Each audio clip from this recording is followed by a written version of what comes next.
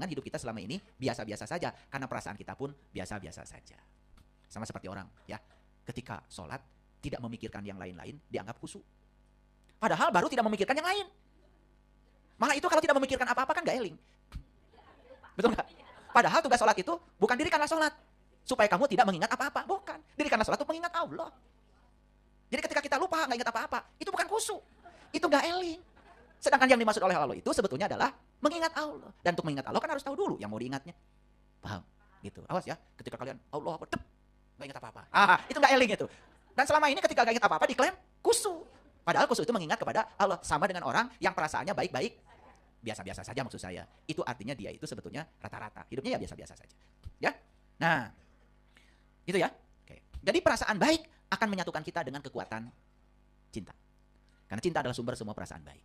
Jadi sebetulnya yang bisa menyatukan kita dengan Allah itu adalah perasaan baik. Dan itu yang akan menyatukan. Dan kalau itu menyatu dengan Dia, sang pemilik segalanya, masa iya tidak menjadi realitas? Oke? Oke. Jadi kita dapat memanfaatkan kekuatan perasaan baik semaksimal mungkin. Dengan cara apa? Membesarkan volumenya. Jadi sekarang latih diri kita supaya meluap-luap. Meluap-luap. Gimana caranya? Nih ada langkahnya ya. Cara membesarkan volume. Pertama, kuasai perasaan kita. Dua, tingkatkan secara sadar sampai kita merasa sebaik mungkin. Hebat ya. Begitu kita perasaannya merasa baik, ternyata pikiran juga ikut baik. Semakin kuat kita meningkatkan perasaan baik, maka semakin besar cinta yang akan diberikan. Semakin besar kita memberikan cinta. Hasilnya, kita akan terima kembali dalam hidup. Sangat spektakuler. Nah, banyak yang tidak mengerti gimana cara memberikan cinta. Sekarang sudah tahu?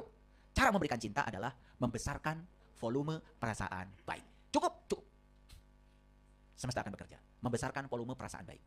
Cara untuk meningkatkan perasaan baik, ya, bisa dengan juga memandangi hal-hal yang kita suka. Makanya buat daftar yang kita sukai. Di mana? Boleh di pikiran kita. Nanti kita akan merasa takjub sendiri. Ternyata semua daftar yang kita sukai setelah dibuat dan dirasakan, itu semua hadir, susul menyusul, tanpa batas. Nah, sekarang saya tanya, bagaimana perasaan kita tentang uang?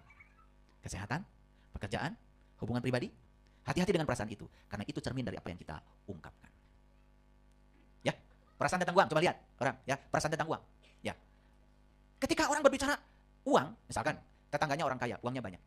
Orang yang perasaannya positif tentang uang, senang, berdoa, ikut merasakan. Tapi orang yang tidak punya cinta, mulai mikir, jangan-jangan korupsi, jangan-jangan main tuyul, jangan-jangan ke Gunung Kawi.